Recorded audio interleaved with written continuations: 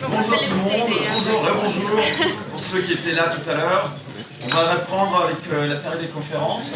Nous avons l'immense plaisir d'accueillir à Romain Llobet, c'est ça? Ouais. J'ai du mal à vérifier si je prononce bien.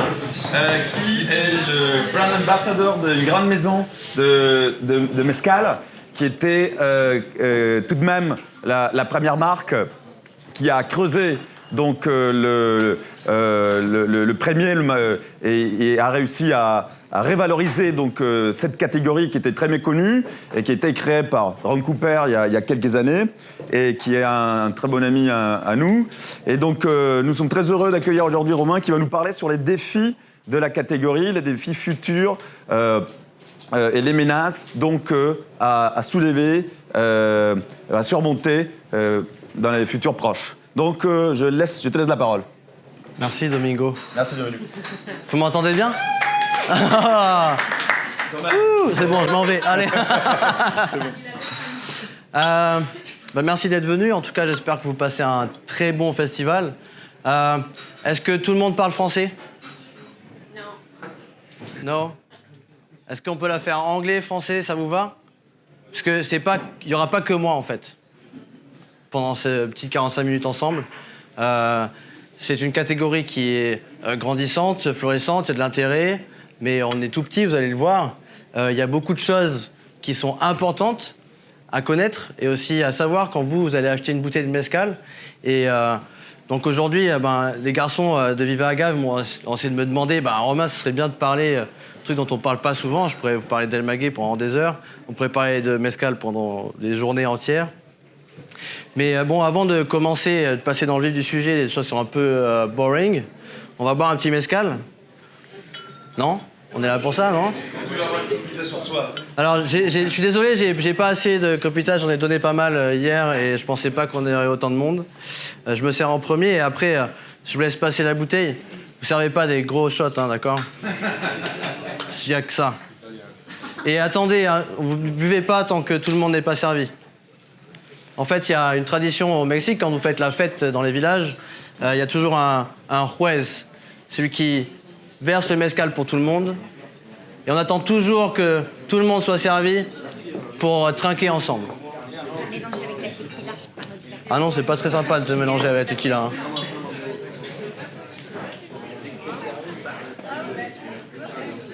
T'es en plein milieu, Chacha. Oui, là, viens là.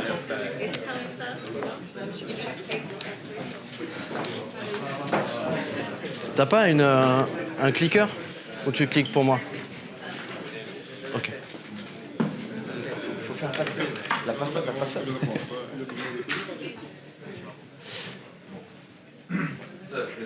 On va commencer, hein? On va commencer parce que sinon... Parce que là, alors, donc dès que le dernier est servi, vous me le dites, comme ça on fait une petite célébration.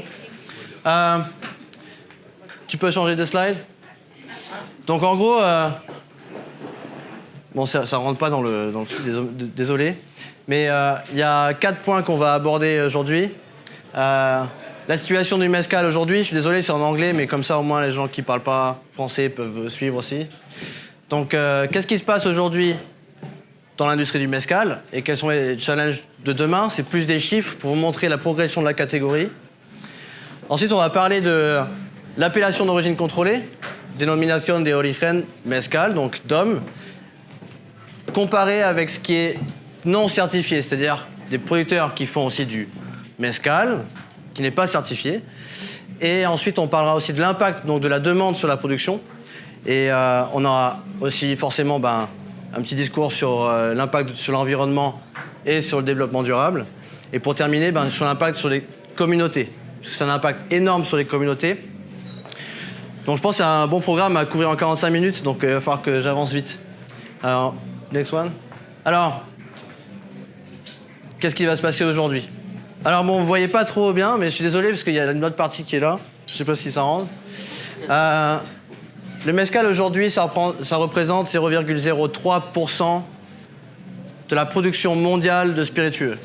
On est une goutte d'eau dans l'océan de l'alcool. Ce qu'il faut savoir, c'est qu'on est la catégorie la plus rapide en croissance. Donc vous voyez, ce sont des chiffres, hein, c'est en millions de dollars. Dedans, c'est inclus aussi les grands groupes des producteurs industriels qui produisent des millions de litres. Mais vous voyez qu'en fait, on fait une plus-value de 27% d'ici 2021.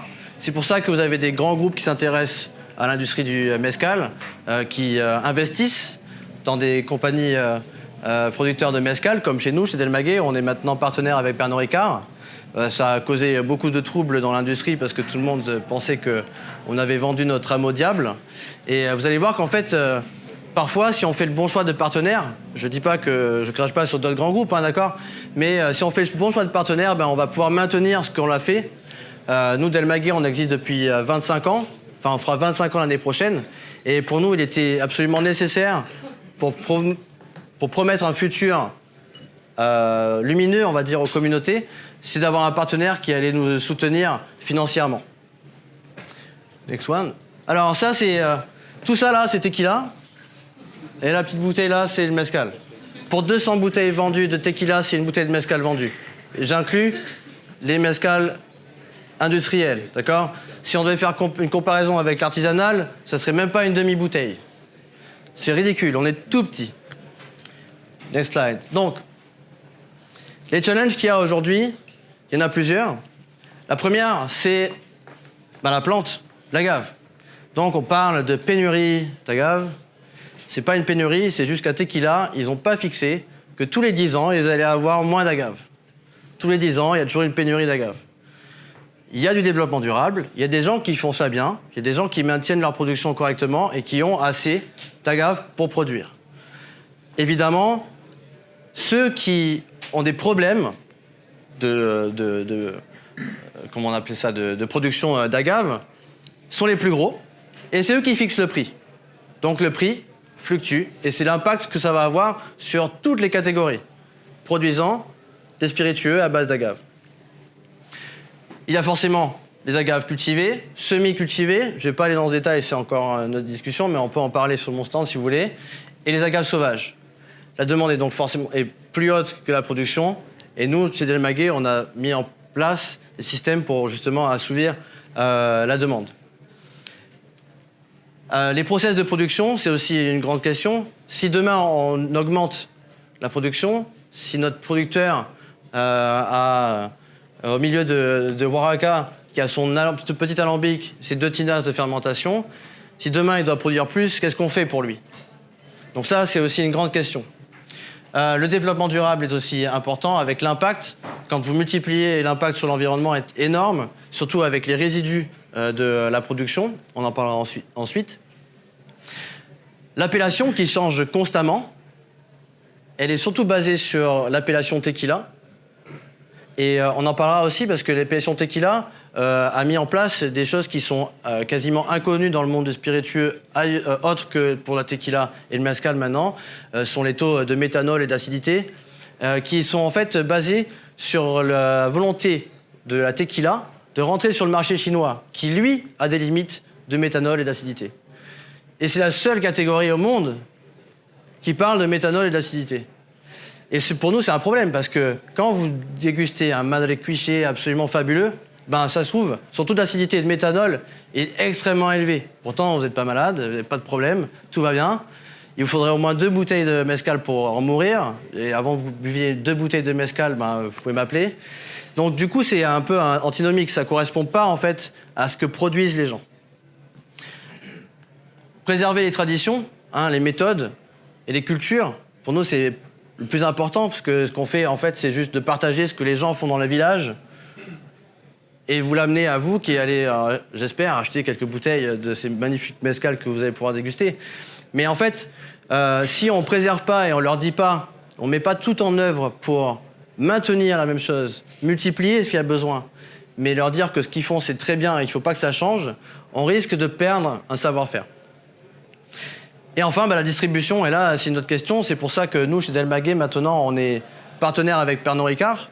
Parce que Pernod Ricard, on a fait un contrat avec eux pour pouvoir distribuer parfaitement tous nos clients, tous nos supporters aux États-Unis. Les États-Unis est notre plus gros marché, c'est 85% de notre production qui part aux US. Même si c'est maintenant en allocation, depuis 1 mois et demi, je fais de l'allocation même sur Vida. toutes nos expressions sont en allocation. Je ne peux pas faire grandir mon business comme j'ai grandi sur les deux dernières années. Sur les 2 dernières années, Del Maguey, on était à peu près à 20-27% de croissance par an. L'année dernière, on était à 7%. Et aujourd'hui, je maintiens. C'est-à-dire que je ne vais pas faire plus que ça. Aujourd'hui, c'est faire en sorte que tout le monde soit content et qu'on puisse servir tout le monde et qu'on ne me dise pas c'est plus possible de trouver. On veut que vous puissiez constamment acheter. Next slide. Alors, c'est là où j'ai dit que je n'allais pas être tout seul. Et on va passer en anglais si ça ne vous dérange pas. We switch to English. Ah, merci, Seb. I was like... J'avais besoin d'un petit verre. Alors, avant que vous buviez, le juez met un petit peu de mezcal par terre pour notre mère, la terre et nos ancêtres. Chez nous, on dit Stigi Bay, mais dans certains villages, on dit Stigi Boalu ou Stigi Bay Adios ou Salud. Donc, Salud. Et merci d'être là. Salud. Ne faites pas des shots, hein, d'accord. Ce que l'on boit, ça vient de Santa Maria Albaradas. Ça s'appelle Wild Tempestate, c'est la variété. Ça a plusieurs noms. C'est produit de manière artisanale, cuit sous terre pendant 10 jours, pressé avec un moulin actionné par un cheval, fermentation naturelle pendant 12 jours, distillation double, ce qu'on appelle double dans notre jargon en Europe, mais dans un alambic en cuivre de 320 litres. Il n'y a que 2 tinasses de fermentation, un four, un seul alambic. Il produit aussi Tobala, Rabali, qui a été nommé World Best Spirits à Tales of the Cocktail. Ce monsieur est un vrai génie. J'espère que vous allez bien en profiter. So, now I switch to English. You okay with that? Because I want to invite my friend Nikki to join the talk, and Erika. So Nikki has Neta Mezcal, Erika works for Mezcalosfera, Mezcaloteca. You can applaud them because what they're doing are amazing.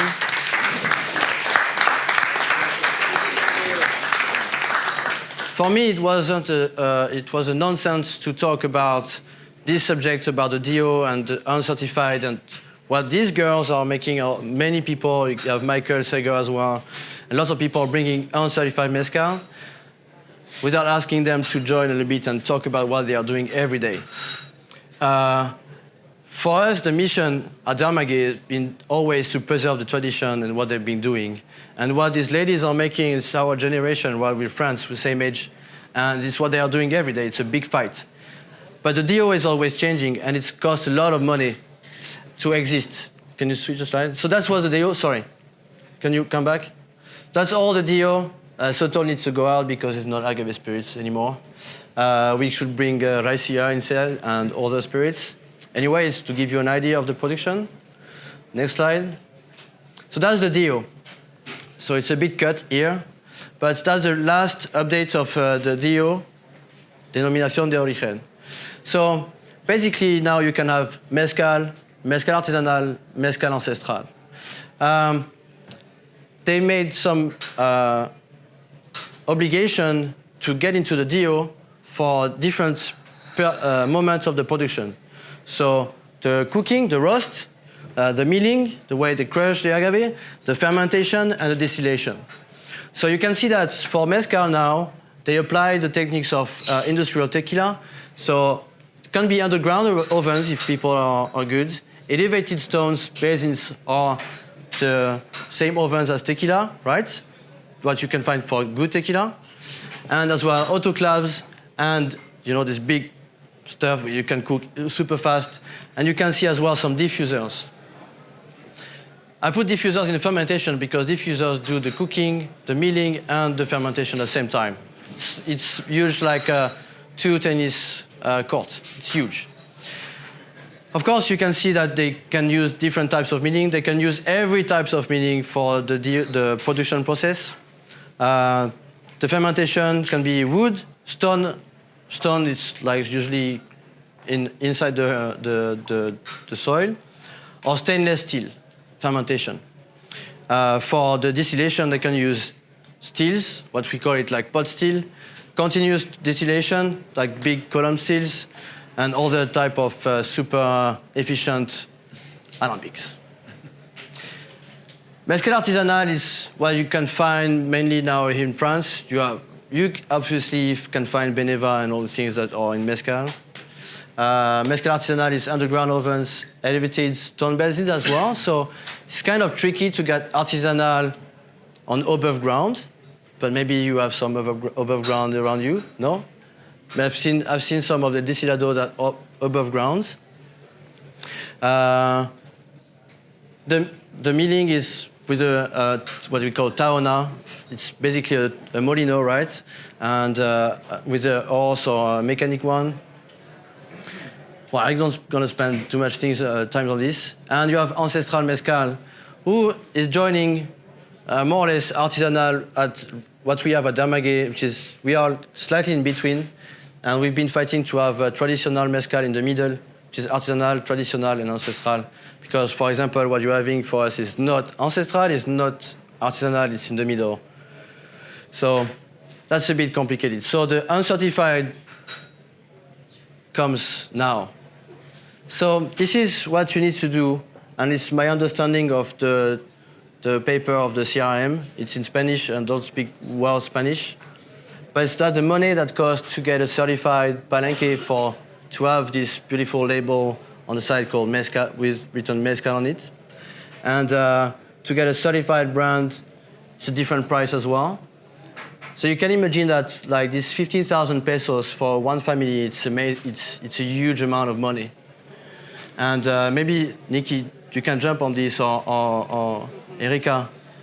What represents this for you when you bring something like that's not certified? Yeah, I mean, I think that what happened in Oaxaca was that in the 1980s, there was a big push from a lot of collective organizations in Oaxaca to create these large-scale cooperatives to work together in order to be able to participate in the denomination. So there was these cooperatives growing agave, and then when the DO comes into place in 1994, we have these big experiments of working with the denomination, and there's actually a lot of money coming into the community to establish palenques, and it was quite successful. But then what happens? All these huge cooperatives, and we're talking about 600 family cooperatives, start having a lot of internal problems. And so, people are like, oh, but your mezcal is adulterated, or they're making these huge pipas, or they're joining all the mezcal together and watering it down and trying to work in the same way as tequila almost. And so all of these organizations start to break up in the early 2000s, and it's even like as recent as 2014. I work with a cooperative of 12 producers who are also now deciding to start work individually because of how complicated it was to do this organization. But the DO really functioned when you had these huge cooperatives, because you had the money to do this whole, you have one certified palenque, you have one, or maybe you have 3 certified brands that represent the production of these 600 families. And for example, with Mezcaloteca, they have a certified palenque, but they have to build that palenque, and they invite their producers to come and produce on that palenque. Now the problem that I have is I work with 16 individual palenques, and if I want each of those palenques to be certified, it's incredibly expensive, and they produce only maybe 1,000 to 2,000 liters a year. Yeah. So it's just a lot about like the community organization, the way that corruption is really prohibitive and real in the allocation of resources in Mexico in general and in Oaxaca. And so the people who are obviously managing these huge cooperatives were a lot of local politicians. They got their cut, and so I think that the reality. It's a big deal, right? It's a big deal. So when you turn all these 600 people making mezcal the right way, right? To like, oh, well, this guy who put everything together and doesn't give a fuck, we destroy what's for me, maybe, or other people. the traceability and what I call like the natural wine of spirits, Mezcal. Diversity is amazing from one village to the other. Even in one village, you have so much diversity. The Palenque is not situated the same, don't have the same fermentation, the same process. So that's why it's pretty hard. At Maguey, we were with 14 families in 14 different villages, and we've been doing. Obviously, we are 25 years old, and you're pretty young, and Mezcalosfera as well. So we are able now, and we put a lot of money for the production and the certified process. We pay for that. That's a big investment. So each time you buy a bottle of Maguey, of course, it's a bit expensive, but I think that we are starting by paying the certification. So, for example, the last certification program we had, it was in Puebla. We certified 15 palenques for the same families, because in the same family, there are 15 to work and distill with their own little alambic. So we paid for that. Keep going. So the impact of the demand on the production. I don't know, I'm good on timing, yeah? Yeah, cool. So this is how it works, and to give you an idea of the production, the time, the size of the palenque, and what you get at the end in terms of mezcal. So the line here, it's Minas, Santa Catarina Minas. It's an ancestral mezcal. As you can see, I choose just the same plant, espadín. They're almost the same age. This is Chichicapa, sorry. In Chichicapa, they grow a little bit faster. They arrive to maturity a little bit faster. The climate is a little bit different, even if it's not far. They have the same time of roast, more or less, but the meaning is different. In Minas, they use only, it's a mano, so it's big bats, they crush by hands. They have the same times of tinas. They have different times of fermentation. It's longer in Minas, between 15 to 25 days compared to 6 to 8 days in Chichicapa. And the alambic is different. You have 120 liters clay pot still. They have 4, but it's to imagine you bring 1 tina on the 4, and to make a residual of 30 to 70 liters of mezcal compared to 120 liters of mezcal made in a copper pot still in Chichicapa. So you can imagine how long it takes for us to get all these batches ready to send over the planet, right? And we've been working on it. It's a big deal, because when you have Nikki or Mezcalosfera bottling like 200 bottles is nothing, right? So it's important to understand how it works and how long it takes to make this mezcal. And it costs a lot of money. And the investment that these people are doing, and we are doing for lots of brands as us, it's a big deal for us to maintain that and keep bringing stuff. Because we can't say to our producer, well, sorry, we don't have enough of your mezcal, so that's too bad. It's like going to a bar, well, there is nobody, that's too bad. It doesn't work. Well, you keep your business and you want it to be growing again, right? Can we go to the next slide? So, of course, there is this big question. Sebastian, I don't know if he's around, but he told me, well, can you really talk about Vida? Lots of people, I had some people coming at the stand and say, yeah, we're doing the same as you for Vida. We are blending. And we ask one producer to do less smoky and the other one more smoky, and they do something bland and they reduce. I say, well, Vida is a single village mezcal made in San Luis del Rio, distilled to proof, natural fermentation, distilled in 320 liters alambic. Same way. But in 2014, because the Palenque had been destroyed 2 times by the intemperies, like the big earthquakes and everything. But in 2014, it was 3 hornos, small hornos. The roasting time was always 5 days. There was Molino with 3 horses. They had 1,500 tinas and only 6 alambics. It's been destroyed once. We rebuilt the same size. We've been supplying the world with Vida, okay, no discontinuance. That was crazy. Marcos, the son of Paciano, has a palenque just in front of the river on the other side, so he keeps producing, working really hard. But we had to change to keep supplying the world with Vida. And the big question was how we can make the same Vida as it was in 2014 or 2009 when it goes out to the world, as Paciano worked to get Vida in a bottle and distill it in a different way because he's been doing his distillation on a different way. He was distilling to 47 ABV, now he's distilled to 43 ABV for Vida. So now we have 4 hornos.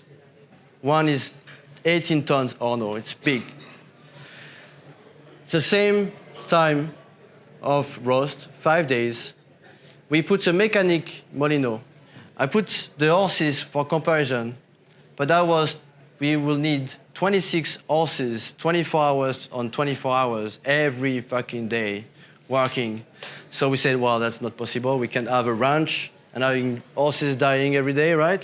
That's not Maguey. So we worked with an engineer to have a machine reproducing the same effect of a wheel. So the same timing, if you go to a crusher, it goes faster. So it has an impact on the flavor profile. That's a geeky one, okay? But that's the deal. We have 72 tinas open air. It's huge, right? It's big. We had 12 before, now we have 72 tinas open air. Same size, still in wood, and natural open air fermentation, so it's always coming naturally.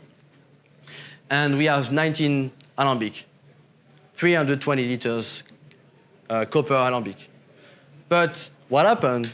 We trained new children to come and learn how to make mezcal.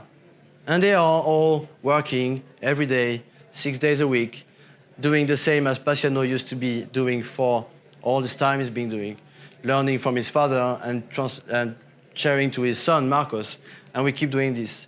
So obviously now, this was like producing 8,000 liters a month, and this is turning 35,000 liters a month of artisanal mezcal.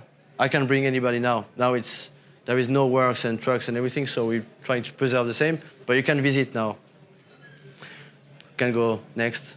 The impact on the environment and the sustainability program. So basically, Adel Maguey and all the brands as well are working the same. So we work on the plant on itself, so we work on different nurseries to have the hijuelos or the seeds growing, and we mix all of these in different fields to get natural process going on and share the genetics.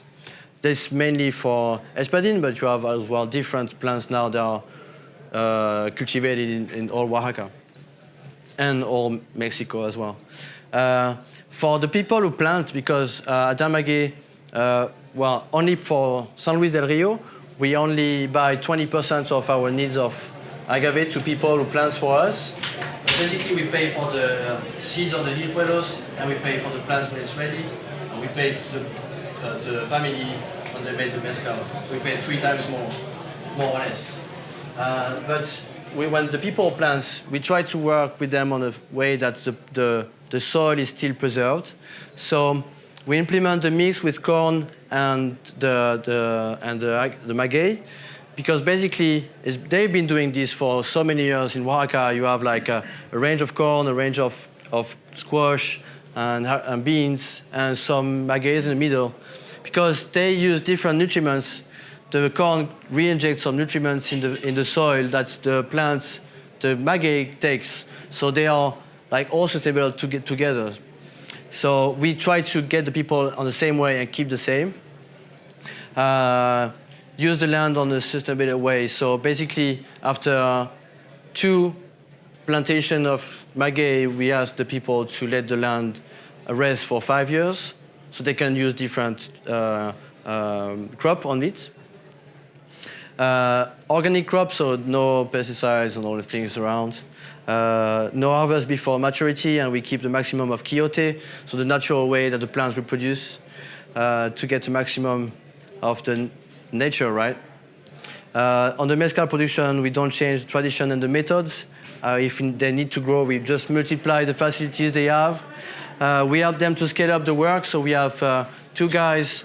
They are from Oaxaca. One is from Puebla, Arturo, and Misael. They both used to work for the CRM, and they just work with the families and help on the paperwork and to plan the demands that you guys are creating. And we respect the production time, so we do not accelerate. So if a batch needs a month and a half to produce, it's a month and a half to produce. Obviously, we worked on the vinasas and the bagazo, but this is only for San Luis del Rio and Chichicapa. In San Luis, we have different filters for the vinasas that doesn't go to the Rio, that there is no impact on the water. And for the bagazo, we just remix and work with different brands in Oaxaca to create adobe. And we as well use it as an organic thing to protect the soil for different types of crop. I don't know if there is... I think there is enough mezcal to do a second round. So, the impact on the community, obviously, if we respect the culture and to preserve the tradition, there is a big impact and it's very positive, but it doesn't need to be on the bad way. But it brings a bigger economy that helps the entire community. Lots of community are not helped by the Mexican government. They work all together for the community. So in all the villages we work in, at Maguey, but maybe it's the same for Nikki. But in the community every year, you have 12 more or less people who decide for the community and gonna work on different things, roads, school, agriculture, and they decide for everybody. The more you're involved with the community, the more access you have to the land. You don't own the land. So the fact that we are investing, they can have access to better roads and better schools. So if they have better roads and better schools, they have better education. They have better education. The children doesn't need to go to work illegally. Well, it's a big, long process, right? We help to build the common facilities, road school, okay? We bring education to the villages. We just bought a stock of 50,000 books that we upload on iPads and everything that we give to the communities. So now we have already 10 in 2 villages, and we are trying to bring it to the 14. And when we're going to be done with the 14, we're going to bring it to all the families. So they have access to books. The last time I was in Teotitlan, which is a pretty wealthy community, I went to the school, 500 children going to the school. They just have only 50 or 80 books for the 500 children, which is nothing, right? So it's pretty cool.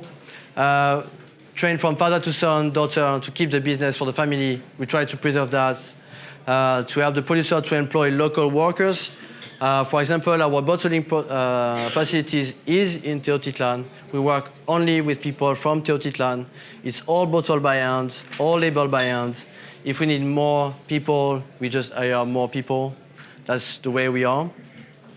But on spot, okay, there is some brands arriving in the market. I've seen that are some pure copy of, well, no, I don't go on this direction, but they try to do something, but basically they don't bottle there, they don't help the community, and they sell it to cheaper price, but because they don't want to invest there. So they just buy to a producer without any care, and they just bring it to Europe and just bottle here. Then we develop crop and maguey business for the villages. So we put some people in business to plant again, and way more. So there are a few pictures of maguey. And so this is where we clean all the bottle. All bottle are washed by hand with tails of distillation before it gets bottled. But you can turn, huh? Okay, to have a. That's it in Teotitlan. Every box is made by hand. This is adobe we made the ancient way to show that the people can reproduce it the same way, to preserve something that was going to be lost. So we paid it. That's the example of a few pallets ready to go. This is in Albaradas. Las montañas y los ríos deben de estar libres de basura. Ellos nos proporcionan la vida. So you can see that the people really care about their land already. So that's really important that we keep the same. This is in Santo Domingo, Albaradas. So you see the wheel and the horse and the family. You have the children going around. Family, Espiridion and his son, Juanito. We can go around. This is Santa Maria Albaradas. This is Rogelio, that's the mezcal you tried. This is Alambic. This is, René, it's my buddy. He's the worker. This is his nephew. Rogelio doesn't have any children, so his nephew is going to take the business again. Natural fermentation, this is in Minas. This is in Minas, it's roast, and Luis Carlos Jr. He's 32, he's making beautiful mezcal. Luis Carlos is a maestro mezcalero. His dad, Don Lecho, used to receive as well the distinction of maestro mezcalero from the Dio. The single family to have it from father to son, from the CRM. They are unloading a roast in Santa Maria. These are roast building in Minas. So you have some Espadina and Cuiche, or Largo, they call it Largo. Luis Carlos call it Largo. Can you come back? Yeah?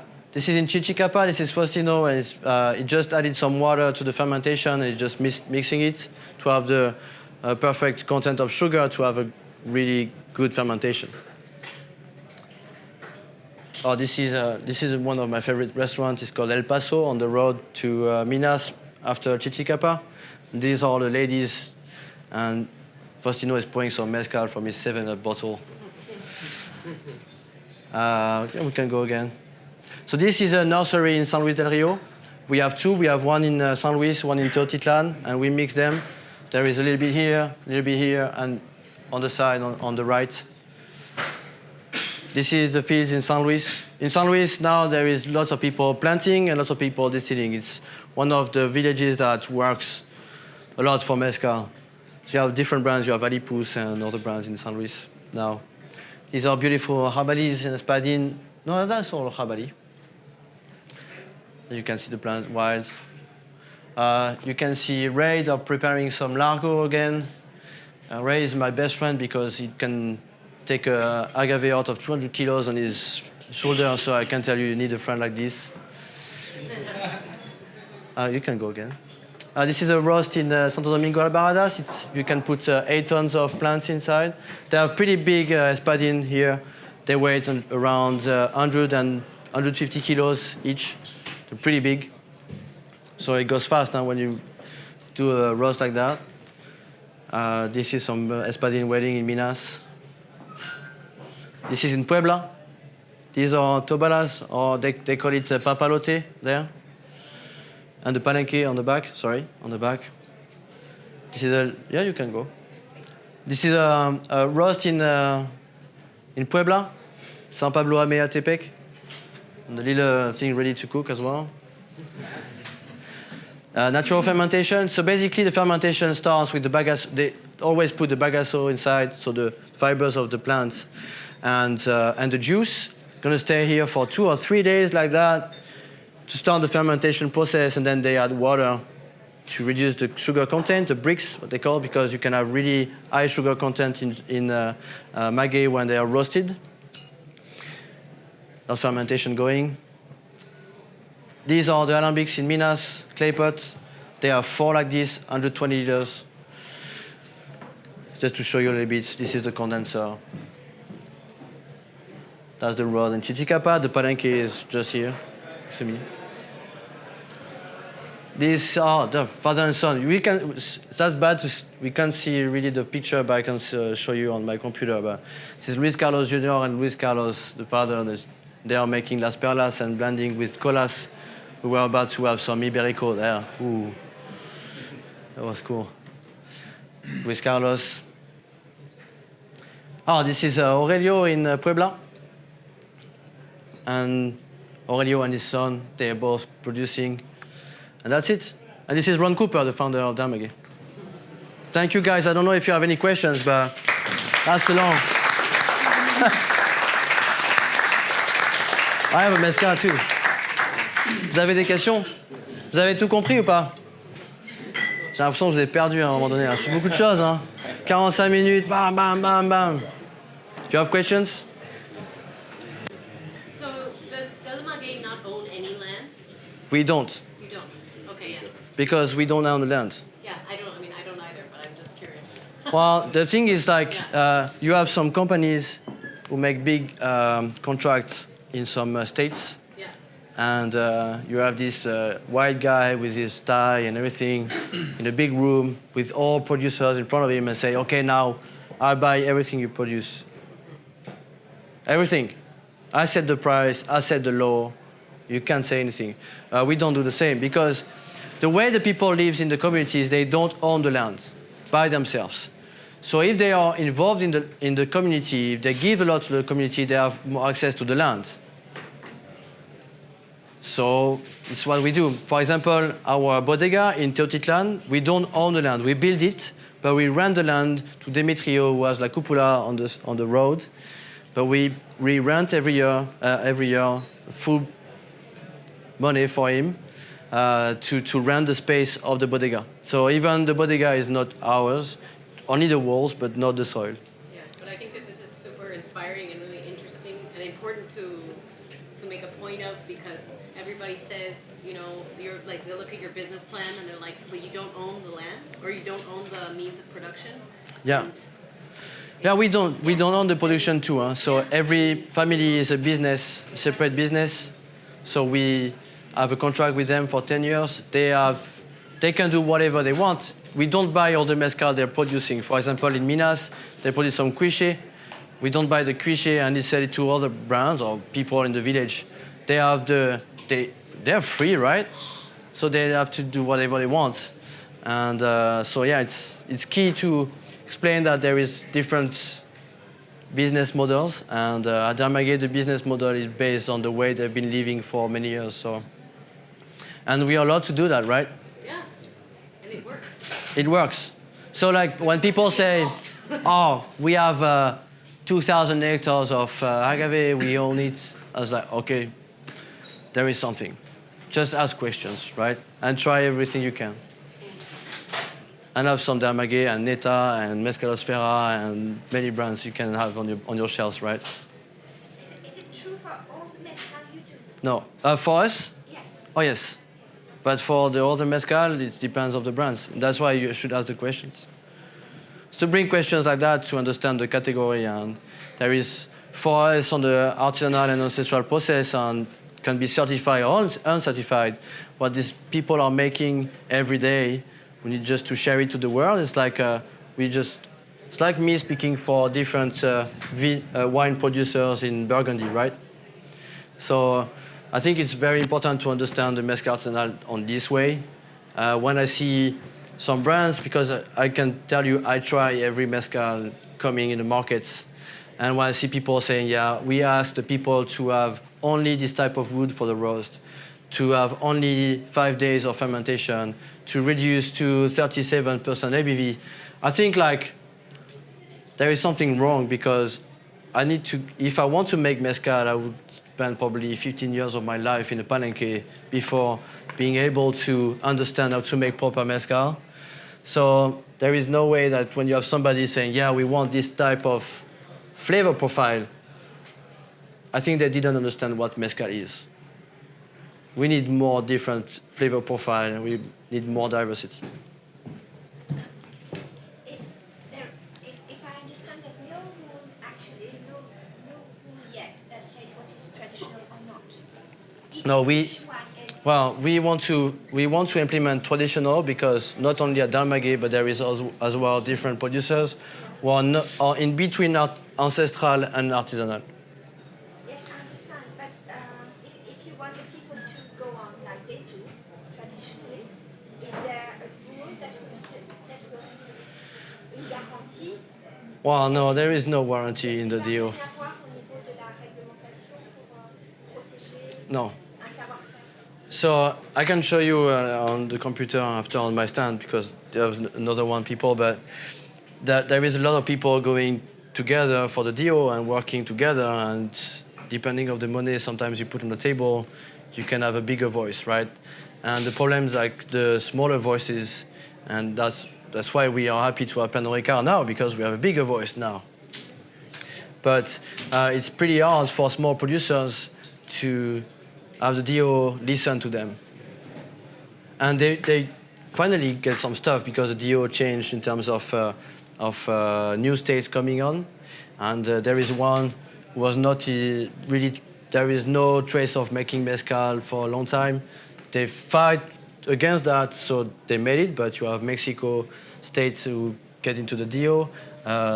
What's the other ones? Morelos. Aguascalientes, mais Aguascalientes. Ils sont restés. Enfin, un juge a mis en suspens donc l'inclusion des CETA. Donc il y en a qui disent. Ça peut revenir. So it's pretty hard. The DO it's pretty hard. That's why for uncertified is great, and you have people like Nikki or Mezcalosfera or Destilado are fighting for this because they are making mezcal. It's mezcal, right? It's just like Destilado de Agave. It's bullshit. Tequila is a mezcal. Everything is a mezcal. Voilà, je pense que time's up. Donc, merci Romain d'avoir partagé avec nous donc, les manières dont Del Maguey, qui est le leader du marché et le précurseur d'ailleurs, envisage pour affronter les défis futurs et donc la manière dont il aborde les enjeux de cette catégorie et donc qui sont d'autant plus importants que ces marchés-là justement exercent une pression très forte sur les ressources, les gens, la communauté, l'environnement, la biodiversité. Bref, donc merci d'avoir partagé tout ça et notamment de sensibiliser à la préservation des méthodes des productions. Donc on était très ravis de t'avoir. Romain est un membre important de la communauté, de la famille de Mezcaleros à Paris et donc un partenaire, un ami. Et donc, on va faire une pause de 10 minutes et à 4 heures, on reprend avec Sophie Descobec. Il va nous parler de son projet autour de la tequila. Merci d'être venu. Merci encore. Merci.